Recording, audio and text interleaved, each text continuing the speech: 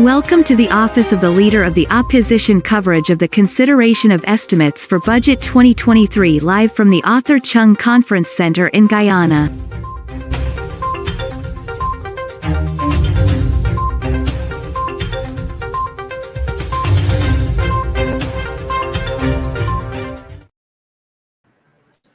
Welcome to Budget 2023 Update and Analysis.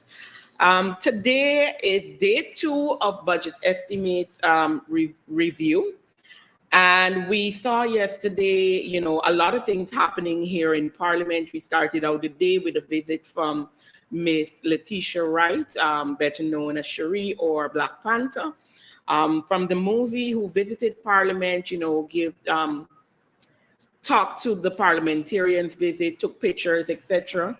And then they went into budget estimates and questioning, where we saw them doing constitutional agencies.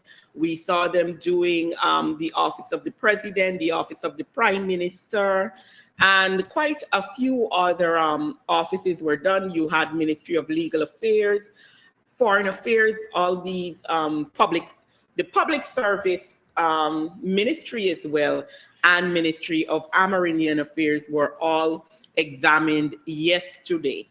Today, they are basically in the room already, but I just want to give you a quick rundown of the ministries that we'll be looking at least for the first half of today. And today, we're supposed to start off with the Ministry of Agriculture, followed by the Ministry of Tourism, Industry, and Commerce. And that will be followed by the Ministry of Natural Resources and the Ministry of Public Work, where we know the majority of this budget will be going to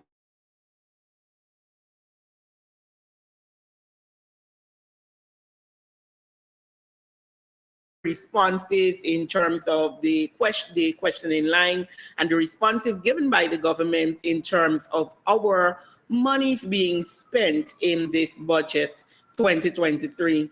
So I just want to remind you that throughout the day today, we will be showing you the budget estimates as they are read, and the opposition MPs will be questioning the government ministers responsible with their staff on what is in that budget. So let's take a look at the floor. I do believe, let me see who is on the floor. We have Dr. Frank Anthony on the floor, not sure why, because we should be starting with the Ministry of Agriculture, but let's take a look.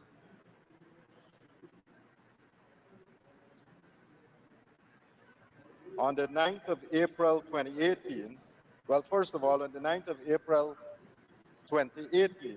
Oh, so they're doing questioning before they go into estimates. Our Ministry of Public Health, as it was known at the time, decided supervisory form to look over the construction of what we're actually looking at there is some questions being asked before they actually sit in committee to discuss budget estimates. So we can follow. I'll be back a little later this afternoon as we sit down with our MPs to talk about the answers being given today. $8 million.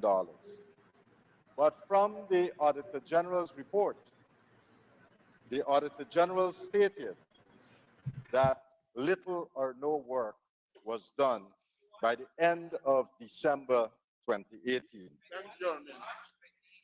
Mr. Speaker, in 2019,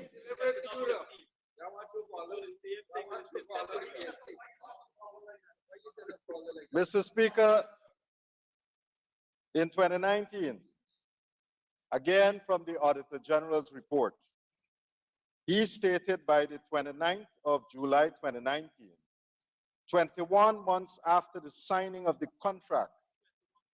21 months after the signing of the contract.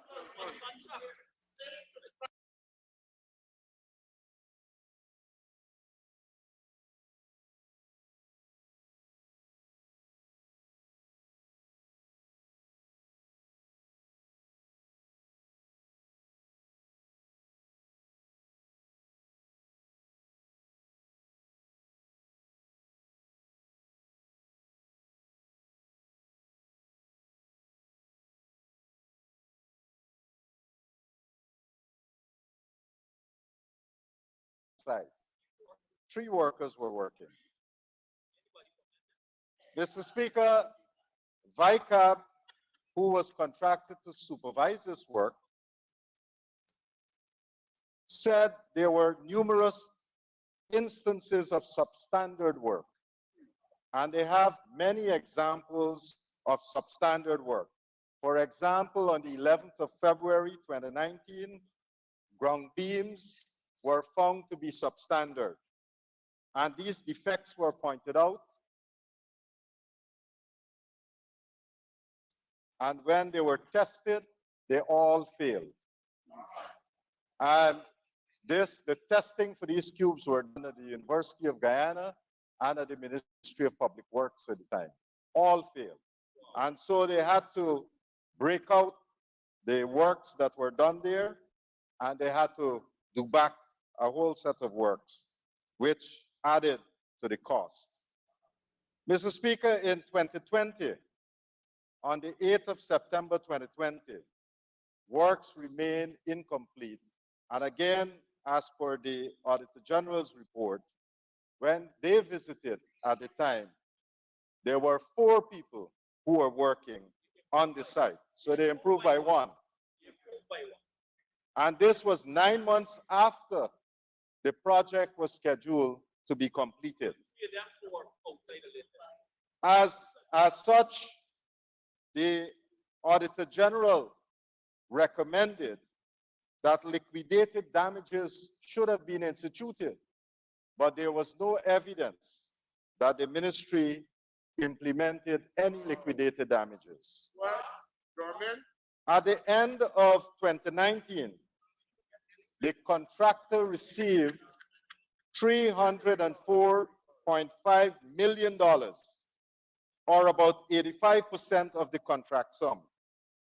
And payments were made, Mr. Speaker, without valuation of 6 payment certificates, which total about $233.1 million. There was no valuation certificate. And works